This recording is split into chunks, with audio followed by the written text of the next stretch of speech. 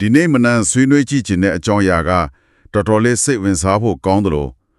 စဉ်းစားစရာလည်းအများကြီးပေးနိုင်တဲ့အကြောင်းအရာတစ်ခုပါဟုတ်ကဲ့ဇက်ပူနီရေးထားတဲ့ဖျားသခင်ရဲ့အမှုတော်ကိုဖျားသခင်ရဲ့နီလာနဲ့လှုပ်ဆောင်ခြင်းဆိုတဲ့စာအုပ်ထဲကကုန်းနှုတ်ချက်တီကိုအခြေခံပြီးပြောကြမှာပါဟုတ်ပါတယ်ဒီစာအုပ်ကိုစဖတ်လိုက်တဲ့အခါမှာလေကျွန်တော်ကိုဖန်ဆားလိုက်တဲ့အချက်တစ်ခုရှိတယ်ရှင်အဲ့ဒါကဘာလဲဆိုတော့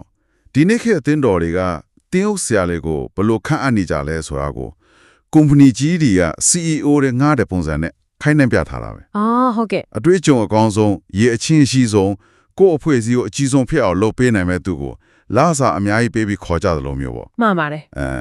်ဒီအမြင့်ကနေစားပြီးစာရေးသူကမြန်မာခေတ်ခရစ်ယာန်အတိုင်းဝိုင်းရဲ့အလေးချင်းတွေဟာဓမ္မသစ်ကျမ်းမှာပြထားတဲ့မူလပုံစံနဲ့ဘလော့တောင်ကွာဟနိပြီလဲဆိုတာကိုလက်ဟပြထားတာပဲဟုတ်ကဲ့ဒီနေ့ဒီကွာဟာချက်ကဘာတွေလဲအဲ့ဒီအတွက်သူကဘလို့အဖေကိုပြန်စနာတယ်လဲဆိုတာကိုအတူတူနဲ့ဆွေးနွေးကြည့်ကြတာပေါ့ကောက်ပါတယ်ကဲဒီ corporate model နဲ့တူတယ်ဆိုတဲ့အချက်ကိုနည်းနည်းပိုပြီးချဲ့ကြည့်ကြအောင်ဒါကစာရေးသူရဲ့အဓိကထောက်ပြခြင်းတဲ့ပြဿနာရဲ့နှလုံးသားပဲလို့ထင်တယ်ဟုတ်ပါတယ်သူရဲ့အဓိကဝေဖန်ချက်ကအိမ်မှာစတာပဲဒီနေ့ကအတင်းတော်တော်များများဟာအောင်မြင်မှုကိုတိုင်းတာတဲ့နေရာမှာ Lockheed Corporation ရဲ့စံနှုန်းဒီကိုယူသုံးနေကြတယ်လို့သူကဆိုတယ်ဥပမာအတင်းတော်မှာလူဘလောက်များတက်ရောက်တယ်လဲအဆောက်အဦဘလောက်ကြီးတယ်လဲဘတ်ဂျက်ဘလောက်ရှိတယ်လဲတင်းဟုတ်ဆရာဘလောက်နာမည်ကြီးတယ်လဲဆိုတာကြီးပေါ့တင်းဟုတ်ဆရာတယောက်ကိုရွေးချယ်တဲ့အခါမှာတော့သူ့ရဲ့စီမံခန့်ခွဲမှုစွမ်းရည်လူရှိစကားပြောကောင်းမှုသူ့ရဲ့ပညာအရေးချင်းဒီဂရီတွေကိုကြည့်ပြီးရွေးချယ်လာကြတယ်ဟုတ်တယ်အစောက်ထဲမှာရဲ့ဆရာအနေနဲ့ထောက်ပြထားတာကဒီနေ့ခေတ်စံနှုန်းတွေနဲ့တာဆိုရင်ယေရှုရဲ့တပည့်တော်10ယောက်ထဲကတယောက်မှအမှုတော်ဆောင်ရာသူတဲ့အင်တာဗျူးအောင်မှာမဟုတ်ဘူးတဲ့ဒါတော်တော်လေးပြင်းထန်တဲ့ပြောဆိုချက်ပဲဒီလိုပုံစံကိုသူကနာမည်တစ်ခုတော့ပေးထားသေးတယ်နော် Babylon Christian ပါလားဆိုပြီးဟုတ်ကဲ့ဒီစကားလုံးကတော်တော်လေးအားပြင်းတယ်ဘာလို့ Babylon ဆိုတဲ့စကားလုံးကိုတမင်တကာရွေးသွင်းထားတာလဲသူဘာကိုဆိုလိုချင်တာလဲအဲ့ဒါကတော့ချက်ပဲသူက Lockheed ဆန်တော်ဆိုတဲ့စကားလုံးထက်ပိုလင်းရတဲ့အဓိပ္ပာယ်ကိုပေးချင်လို့ပါကျမ်းစာထဲမှာ Babylon ဆိုတာကချမ်းသာကြွယ်ဝမှုလှည့်စားမှုဘာသာရေးပုံစံကွက်နဲ့တူပေမဲ့အတွင်းမှာတော့လောဘနဲ့ဖောက်ပြန်မှုတွေပြည့်နေတဲ့ Lockheed စနစ်ကြီးရဲ့ပြရုပ်ပဲအပေါ်ရနဲ့အတွင်းစိတ်မတူတာမျိုးပေါ့ဟုတ်ပါတယ်အပေါ်ရမှာတော့ဖះကိုကိုးကွယ်တယ်လို့နဲ့အတွင်းမှာတော့လူအစွမ်းစာငွေကြီးနဲ့ဩဇာအာဏာကိုကိုးကွယ်နေတဲ့စနစ်ကြီးပေါ့ဒါကြောင့်စာရေးသူကဒီစကားလုံးကိုတုံးပြီးတော့ဒီနေ့ခေတ်အတွင်းတော်တွေကအယူဝါဒပိုင်းမှာမှန်ကန်တယ်လို့ကြွေးကြော်နေရင်တောင်မှလက်တွေ့လှုပ်ဆောင်မှုနဲ့တန်ဖိုးထားမှုတွေမှာဘာဘလုံစနစ်ရဲ့လွှမ်းမိုးမှုအောက်ကိုရောက်နေပြီးဒါနောက်ဆုံးမှဘုရားသခင်တရားစီရင်ခြင်းကိုခံရမယ်လမ်းကြောင်းမယ်လို့တတိပေးနေတာပါဒီဝေဖန်ချက်တွေကသူ့ရဲ့ကိုယ်ပိုင်အတွေ့အကြုံတွေနဲ့ထွက်လာတာဆိုတော့ပို့ပြီးတော့အသက်ဝင်တယ်သူကိုယ်တိုင်ကရေတက်အရာရှိဘဝကနေအမှုတော်ဆောင်ဖြစ်လာတဲ့သူဆိုတော့အပြင်လောကနဲ့ဘာသာရေးလောကနှစ်ခုလုံးကိုတွေ့ကြုံမှုတဲ့သူပေါ့အတိကြပါပဲသူကတောင်လုံးရဲ့66မှာအိန္ဒိယရေတက်ကအလားအလာကောင်းတဲ့အသက်မွေးဝမ်းကြောင်းကိုစွန့်ပြီးအမှုတော်ဆောင်ဖို့ဆုံးဖြတ်ခဲ့တယ်ဟုတ်ကဲ့အစပိုင်းမှာတော့ခရစ်ယာန်အမှုတော်ဆောင်တွေအားလုံးကစေထားမင်းမြတ်ပြီးကိုချိုးစွန့်နေသူလည်းပဲဖြစ်မယ်လို့သူကရိုးရိုးသားသားထင်ခဲ့တာဒါပေမဲ့လက်တွေ့အောင်တော့ဒါပေမဲ့လက်တွေ့မှာတော့ငွေနောက်လိုက်တဲ့သူတွေယာသူနဲ့ဂုံတက်ခါကိုမမောတဲ့သူတွေကိုနာမည်ကြီးဖို့အတွက်ပဲလုံနေတဲ့သူတွေကိုတွေ့ပြီးအယံကိုစိတ်ပြက်ခဲ့ရတယ်လို့ရေးထားတယ်တမန်တော်ရှင်ပေါလုလိုကိုလက်နဲ့ကိုအလုတ်လုတ်ပြီးကိုထောက်ပံ့ကအမှုတော်ဆောင်တဲ့သူမျိုးလက်တွေ့မှာမရှိသလောက်ရှားပါနေတာကိုသူကထောက်ပြတယ်ဒီစိတ်ပျက်စရာအတွေ့အကြုံကပဲသူကိုတခြားနီလန်းတစ်ခုရှိရမယ်ဆိုတဲ့အတွေ့ကိုဖြစ်စေခဲ့တာပါကောင်းပြီဒါဆိုရင်သူကပြဿနာကိုရှင်းလင်းချောက်ချပြီးပြီဒီဘာဘီလုံစနစ်ရဲ့စန့်ကျုံပတ်သူအဆိုပြုတဲ့ပဋိညာဉ်နဲ့အတဲ့ပုံစံကတော့ဘယ်လိုမျိုးလဲဟုတ်ကဲ့ဝေဖန်ရတာကလွယ်ပေမဲ့တကယ်လက်တွေ့ကြတဲ့အခြားရွေးချယ်စရာတခုတီဆော့ရတာကခက်ခဲတဲ့အပိုင်းပဲလေသူဘယ်ကနေစတင်တီဆော့တယ်လဲသူကအဓိကကြောက်တဲ့စုံစမ်းနှောက်ရမှုကြီးနှစ်ခုကိုတဲ့တိုးရင်ဆိုင်ဖြည့်ရှင်းခြင်းကနေစပါတယ်အဲ့ဒါတွေကတော့ငွေကြေးနဲ့လူဩစာအာဏာပါပဲငွေနဲ့အာဏာပေါ့ဟုတ်ပါတယ်ဒီနေ့ခုဟာဘာသာရေးအတိုင်းအဝိုင်းကိုအလွေတကူဖျက်ဆီးနိုင်ဆုံးသောအရာတွေလို့သူကမြင်တယ်ဒါကြောင့်သူတို့တည်ထောင်ခဲ့တဲ့ Christian Fellowship Church CFC မှာဒီနေ့ခုနဲ့ပတ်သက်ပြီးအလွန်တိကျခိုင်မာတဲ့မူဝါဒတွေချမှတ်ထားတယ်ငွေကြေးနဲ့ပတ်သက်တဲ့မူဝါဒတွေကတော်တော်လေးအစွန်းရောက်တယ်လို့ပြောလို့ရတယ်ဥပမာအကြီးကတဲ့အာနုံကမိမိကိုယ်ကိုငွေကြေးထောက်ပံ့ပြီးအမှုတော်ဆောင်ရတယ်ဆိုတာမျိုးပေါ့ဟုတ်ကဲ့ဒါကအတင်းတော်များစုရဲ့လုံနေလောက်ဟန်နဲ့လုံးဝကိုစန့်ချစ်ပတ်ပဲဒီလိုလှုပ်လိုက်ခြင်းအပြင် ခေါင်းဆောင်နဲ့အသင်းသားတွေကြားကဆက်ဆံရေးကိုဘယ်လိုပြောင်းလဲသွားစေမလဲ ဒါကအခြေခံကြတဲ့ပြောင်းလဲမှုတစ်ခုပဲခေါင်းဆောင်တစ်ယောက်ဟာသူ့ရဲ့စားဝတ်နေရေးအတွက်အသင်းတော်အကောမှာမိခေါ်နေစရာမလိုလို့တဲ့အခါသူဟာပိုပြီးလက်လက်စွာနဲ့တမန်တရားကိုဟောပြောရဲလာတယ်အလူငွေထဲတဲ့သူကိုအားနာစရာမလိုတော့ဘူးပေါ့ မှန်ပါတယ်အလူငွေမြောင်းများထည့်တဲ့တထေးတယောက်ရဲ့မျက်နှာကိုကြည့်စရာမလိုတော့ဘူးသူ့ရဲ့ဆုံးဖြတ်ချက်တီဟာငွေကြေးကြောင့်လွှမ်းမိုးခံရခြင်းကနီးကင်းလက်သွားတယ် ဟုတ်ပြီ နောက်ပြီးအတင်းသားတွေဘက်ကကြည့်ရင်လေခေါင်းဆောင်ဟာသူတို့စီကငွေကိုလိုချင်လို့အမှုတော်ဆောင်နေတာမဟုတ်ဘူးဆိုတာကိုရှင်းရှင်းလင်းလင်းမြင်လာတဲ့ကပိုပြီးယုံကြည်လေးစားလာစေတယ် တခြားမှုတွေကရှိသေးလား သူတို့ကျင့်သုံးတဲ့တခြားမှုတွေလည်းရှိသေးတယ်ဥပမာဝိပုအစည်းအဝေးမှာအလူငွေကောက်ခံတဲ့ပန်းကန်းလုံးတွေအိတ်တီလှည့်လဲတာလုံးဝမလုပ်ဘူး အော် အစည်းအဝေးခန်းအထွတ်နားမှာအလူငွေပုံလေးတစ်ပုံပဲထားပေးထားတယ်ဘသူကမှအလူငွေထဲ့ဟိုတိုက်တွန်းအားပေးတာမျိုးမရှိဘူးစာရေးသူကိုလိုက်သူ့စာအုပ်တွေကနေရတဲ့မူပိုင်ခွင့်ရငွေကိုလုံးဝမယူပဲအားလုံးကိုအခက်မဲ့တောင်းလို့ခွင့်ပေးထားတယ် ငွေကြေးရဲ့လွှမ်းမိုးမှုကိုရှင်းထုတ်လိုက်တာကတော့ကြီးမားတဲ့ခြေလှမ်းတစ်ရပ်ပဲဒါပေမဲ့နောက်တစ်ချက်ထက်တဲ့လူဩဇာအာဏာကိစ္စကပိုပြီးတော့သိမ့်မွေတယ် ဟုတ်ကဲ့ ငွေမရှိရင်တောင်မှလူတွေကအာဏာနဲ့ထိန်းချုပ်လို့စိတ်ကိုမတ်မော့တက်ကြသေးတာပဲဒီပြဿနာကိုရောသူတို့ရဲ့ဖွဲ့စည်းပုံကဘယ်လိုကာကွယ်ထားသလဲ သူ့ရဲ့ဖြည့်ရှင်းနည်းကအာနာကိုတနေရာထဲမှာစုပြုံမထားပဲခွဲဝေဖြန့်ကျက်လိုက်တာပါပဲ ဆိုတော့ အသင်းတော်တစ်ခုကိုတင်းအုပ်ဆရာတယောက်သေးလာဥဆောင်တဲ့စနစ် one man rule အစားအဲ့ဒီအသင်းတော်တွေကနေပဲဝိညာဉ်ရေးရရင်းကျက်မှုရှိတဲ့ညီအကိုအများဖျားကိုအကြီးအကဲများ plural elders ဖြစ်ရွေးချယ်ပြီးစုပေါင်းဥဆောင်စေတဲ့စနစ်ကိုကျင့်သုံးတယ် စုပေါင်းခေါင်းဆောင်မှုပုံစံပေါ့ ဟုတ်ပါတယ်အရေးကြီးတာကဒီအကြီးအကဲတွေကိုတခြားနေရာကနေလက်စာပေးပြီးခေါ်ယူတာမျိုးမဟုတ်ပဲအသင်းတော်ထဲမှာပဲကြီးပြင်းလာပြီးအားလုံးကသူတို့ရဲ့ဘဝအသက်တာကိုသိရှိရောင်းခံထားတဲ့သူတွေဖြစ်ရမယ်ဆိုတဲ့ချက်ပဲ ဒါကအဖွဲ့အစည်းအတွင်းကအာဏာကိုဖြန့်ဝေလိုက်တာပေါ့ဒါပေမဲ့အဖွဲ့အစည်းတွေအများကြီးဖြစ်လာတဲ့အခါမှာရောဗဟိုဌာနချုပ်လိုမျိုးဂိုင်းချုပ်ပုံတော်ကြီးလိုမျိုးအာဏာပိုင်အဖွဲ့အစည်းတစ်ခုထပ်ဖြစ်မလာအောင်ဘယ်လိုတားဆီးထားတယ်လဲ ပွဲချင်းအချင်းချင်းကူညီခြင်းတွေရှိပေမဲ့အသင်းတော်တစ်ခုကနောက်တစ်ခုကိုသွားပြီးအမိန့်ပေးတာထင်းချုပ်တာမျိုးလုပ်လို့မရဘူးဒီလိုလုပ်ခြင်းအပြင်လူတစ်ယောက်ဒါမှမဟုတ်အဖွဲ့အစည်းတစ်ခုရဲ့အာဏာစက်ဝန်ကြီးဖြစ်လာမှကိုကြိုတင်ကာကွယ်ထားတဲ့သဘောပဲ ဒီစနစ်က theory အရတော့ရန်ကောင်းပါတယ်ဒါပေမဲ့လက်တွေ့မှာစိန်ခေါ်မှုတွေမရှိနိုင်ဘူးလားလို့ကျွန်တော်စဉ်းစားမိတယ် ဟုတ်ကဲ့ မဟုတ်ထင်းချုပ်မှုမရှိရင်အတင်းတော့တစ်ခုနဲ့တစ်ခုကြားမှာအယူဝါဒပိုင်းဆိုင်ရာကွယ်လွဲမှုတွေရှုပ်ထွေးမှုတွေဖြစ်မလာနိုင်ဘူးလားဒီ decentralized model ရဲ့အားနည်းချက်တွေကိုရောစာအုပ်ထဲမှာထည့်သွင်းဆွေးနွေးထားတာမျိုးရှိပါသလား ဒါတကယ်ကောင်းတယ်မေခွန်းပါစာအုပ်ထဲမှာဒီချက်ကိုတိုက်ရိုက်ကြီးအကျယ်တဝင့်ဖြည့်ရှင်းထားတာမျိုးတော့မတွေ့ရပါဘူးဒါပေမဲ့သူတို့ရဲ့ယုံကြည်ချက်ကရော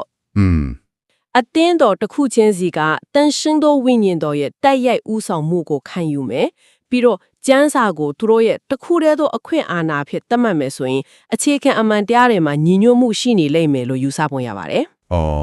လက်တွေ့မှာတော့တင်ပြောသလိုပဲစင်ခေါ်မှုတွေကွဲလွဲမှုတွေရှိနိုင်ပါတယ်ဒါပေမဲ့သူတို့တက်ကတော့လူစားတွေဖွဲ့စည်းထားတဲ့ဗဟိုအာဏာပိုင်ဖွဲ့စည်းတစ်ခုရဲ့အန်ဒီရဲ့ကအဲ့ဒီအန်ဒီရဲ့ထက်ပိုကြီးတဲ့တုံးယူဆထားတဲ့သဘောပါပဲ ကောင်းပြီဒါဆိုရင်ကျွန်တော်တို့ငွေကြေးနဲ့အာဏာနဲ့ပတ်သက်တဲ့လက်တွေ့ကျင့်သုံးမှုတွေကိုဆွေးနွေးပြီးတော့ပြီဒါမဲ့ဒီလိုအဆုံးရောက်တဲ့မူဝါဒတွေက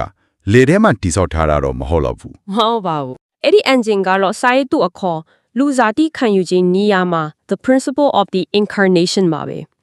ဒီစကလုံးကိုကြားလိုက်ရင်ခရစ်မတ်ကာလာကိုပဲပြေးမြင်မိကြတာများတယ်ဒါမဲ့စာရေးသူအတွက်ကတော့ဒါဟာခရစ်မတ်အကြောင်းအရာတစ်ခုတည်းအများကြီးပို့နှက်ဆိုင်နေနော် ဟုတ်ပါပဲ ကျွန်တော်တို့ရဲ့နေ့စဉ်လက်တွေ့ဘဝနဲ့ဘလို့တက်ဆိုင်နေလဲဆိုတာကိုနည်းနည်းရှင်းပြပေးပါအောင် ဟုတ်ကဲ့သူဆိုလိုခြင်းနဲ့လူစားတိခံယူခြင်းနေရာမှာဆိုတာက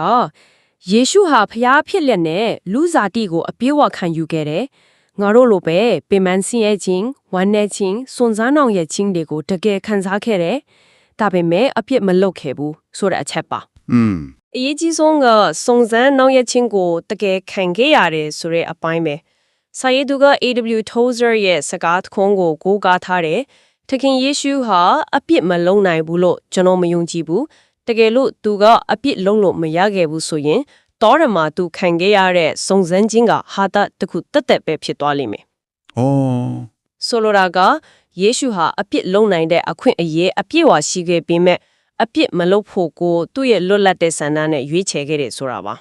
Wow ဒါကမြင်ကိုလုံးဝပြောင်းကပ်လိုက်တဲ့အချက်ပဲဒါဆိုရင်ယေရှုရဲ့တန်ရှင်ခြင်းဟာသူကဖျားဖြစ်လို့အလိုလျောက်ရလာတာမျိုးမဟုတ်ပဲတိုက်ကွဲဝင်ပြီးရွေးချယ်ခဲ့ရတဲ့အောင်ပွဲတစ်ခုဖြစ်သွားတာပေါ့ အဲ့ဒီအတိုင်းပါပဲ ဒီချက်ကယုံကြည်သူတွေအတွက်ဘာကိုဆိုလိုသွားလဲ ဒါကအရာအလုံးကိုပြောင်းလဲသွားစေတယ်။ဘာကြောင့်လဲဆိုတော့ဒါဟာယုံကြည်သူတွေကိုယေရှုရှောက်လန်းခဲ့တယ်လို့ငါတို့လည်းရှောက်လန်းနိုင်တယ်ဆိုတဲ့မျှော်လင့်ချက်နဲ့ဖြစ်နိုင်ခြေကိုပေးလိုက်လို့ပဲ ယေရှုကငါတို့နဲ့လုံးဝမတူတဲ့အလံဝေးခွာတဲ့နတ်ဖျားတစ်ပါးမဟုတ်တော့ပဲငါတို့ရဲ့လူဘဝအခြေအနေကိုအပြည့်အဝနားလည်ပြီးငါတို့ကြုံတွေ့ရတဲ့စွန့်စားမှုတွေကိုတူတန်ကြုံတွေ့ခဲ့ပြီးအောင်မြင်သွားတဲ့ရှေးဆောင်လမ်းပြတယောက်ဖြစ်လာတယ် ဟုတ်ကဲ့ ။ဒါကြောင့်ခရစ်တော်ကဲ့သို့ဖြစ်ချင်းဆိုတာဟာမဖြစ်နိုင်တဲ့စိတ်ကူးရင်စံနှုန်းတစ်ခုမဟုတ်တော့ပဲလက်တွေ့ကျကျလက်လျှော့နေတဲ့လမ်းကြောင်းတစ်ခုဖြစ်လာတယ်ဆိုတဲ့သဘောတရားပါ အဲ့ဒီအခြေခံကနေစတာပေါ့ ဟုတ်ပါတယ်ဒီခြေခံယုံကြည်ချက်ကနေပဲငွေကြေးကိုမမတ်မောခြင်းအာဏာကိုစွန့်လွတ်ခြင်းနှင်းချခြင်းဆိုတဲ့ကျင့်စဉ်တွေအလုံးကအတိပ္ပယ်ရှိလာတာပါ ဒါဆိုရင်ဒီ incarnation principle ကခေါင်းဆောင်မှုအပေါ်မှာရှိတဲ့အမြင်ကိုလေလုံးဝပြောင်းလဲပြစ်လိုက်မှာပဲကျွန်တော်တို့အစမှပြောခဲ့တဲ့ CEO model နဲ့ဆိုရင်လုံးဝကိုစန့်ကျင်ဘက်ဖြစ်သွားပြီပေါ့ အတိအကျပါပဲစာအုပ်ထဲမှာတမန်တော်ရှင်ပေါလုရဲ့ငါသည်ခရစ်တော်ရဲ့နောက်သို့လိုက်တကယ်သို့တင်တို့သည်ငါနောက်သို့လိုက်ကြလို့ဆိုတဲ့စကားကိုအလေးဖြစ်ထားပါတယ် ဒီစကားကနတ်တောင်လိုက်ရဲ့တော်တော်လေးမာနကြီးရဲ့ကိုတိတ်အထင်ကြီးတယ်လို့ထင်ရတယ် ဟုတ်တယ်အပေါ်ယံကျင့်ရင်တော့အဲ့လိုထင်နိုင်ပါတယ် အထူးထင်နှိမ့်ချခြင်းကိုအလေးပေးတဲ့အကြောင်းအရာမှာဒီလိုစကားမျိုးကိုစံအထည်တင်ပြတာကထူးဆန်းလေးတယ်စာယေစုကဒီစကားရဲ့မာနကြီးတယ်လို့ထင်ရတဲ့အချက်နဲ့နှိမ့်ချမှုဆိုတဲ့တရားကိုဘယ်လိုညှိယူထားတယ်လဲ သူကဒီစကားကိုမာနချင်းရင်လို့မမြင်ပဲခေါင်းဆောင်တိုင်းအတွက်မဖြစ်မနေရှိရမယ်တာဝန်ခံမှု accountability လို့မြင်ပါတယ် ။အော်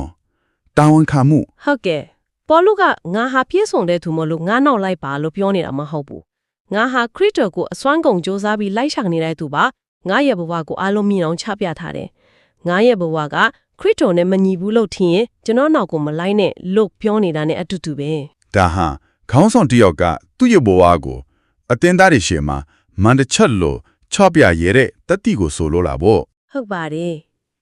်သူ့ရဲ့အဓိပ္ပာယ်ဖွင့်ဆိုချက်အရ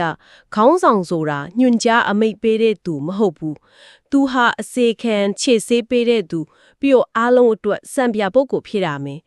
သူ့ရဲ့ဘဝအတ္တတာကသူဟောတဲ့တရားထက်ပိုပြီးကျယ်လောင်နေရမယ် ။ဒီအချက်ကိုပုံဖော်ထားတဲ့ကြပြလေးတစ်ပုဒ်ကိုစာအုပ်ထဲမှာဖော်ပြထားတာသိလာတယ်။မိခွတ်ရေတကောင်တံပိုးကိုကင်ထားတဲ့လက်ကိုမမြင်စေပဲအဲ့ဒီအရာတွေကနေထွက်ပေါ်လာတဲ့အလင်းရေအတန်ကိုပဲလူတွေသတိပြုမိစေဖို့ကြောင်းပေါ့ ဟုတ်ကဲ့ ဆိုလိုရင်းကကောင်းဆောင်ဟာနောက်ွယ်ကနေအလွတ်လွတ်ပြီး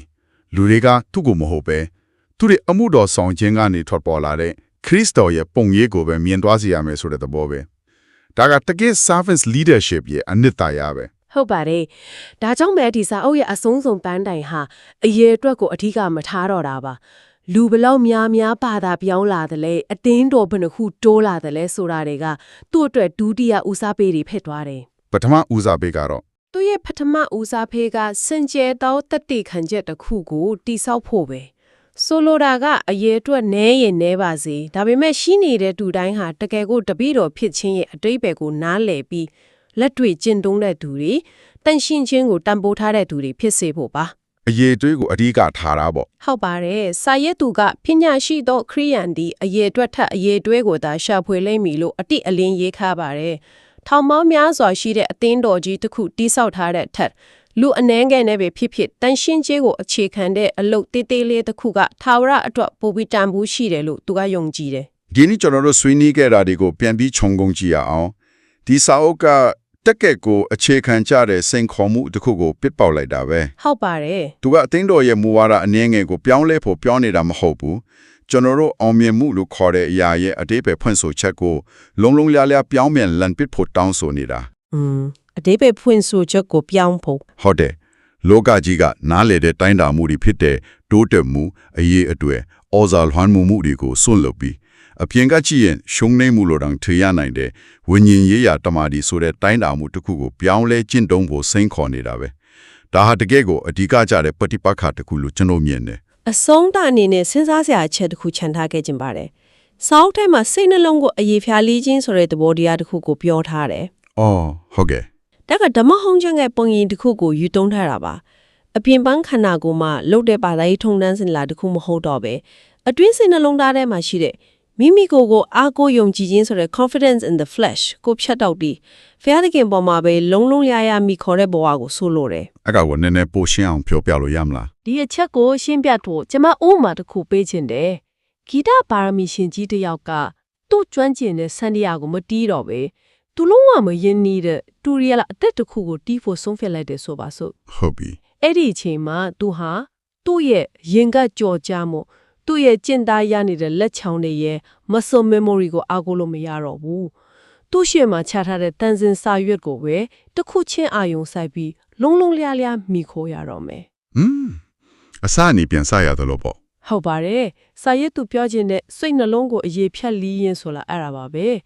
ကိုယ့်ရဲ့ပညာရည်ချင်းအတွေ့အကြုံအရေးသွေးဆိုတဲ့ကိုယ်ပိုင်စံတရားကိုအာမကိုတော့ပဲ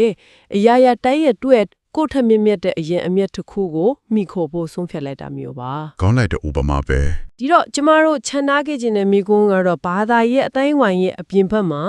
ကျွန်တော်ရဲ့နေ့စဉ်ဘဝနဲ့အလုပ်အကင်တွေမှာတော့ဒီလိုမိမိကိုယ်ကိုအားကိုးခြင်းကိုဖျက်တောက်ပြီးအလုပ်လုပ်ကြည့်မယ်ဆိုရင်ဘလို့အကျိုးသက်ရောက်မှုတွေရှိလာနိုင်မလဲ ကိုယ့်ရဲ့ resume တွေကိုယ့်ရဲ့အောင်မြင်မှုမှတ်တမ်းတွေကိုဘေးဖယ်ထားပြီးနှင်ချမှုနဲ့စတင်တဲ့ဘဝလမ်းစဉ်တစ်ခုကကျွန်တော်တို့ကိုဘယ်နေရာကိုပို့ဆောင်ပေးနိုင်မလဲဒါကဆက်ပြီးတွေးတော့ဆင်ခြင်စရာအချက်တစ်ခုပါပဲ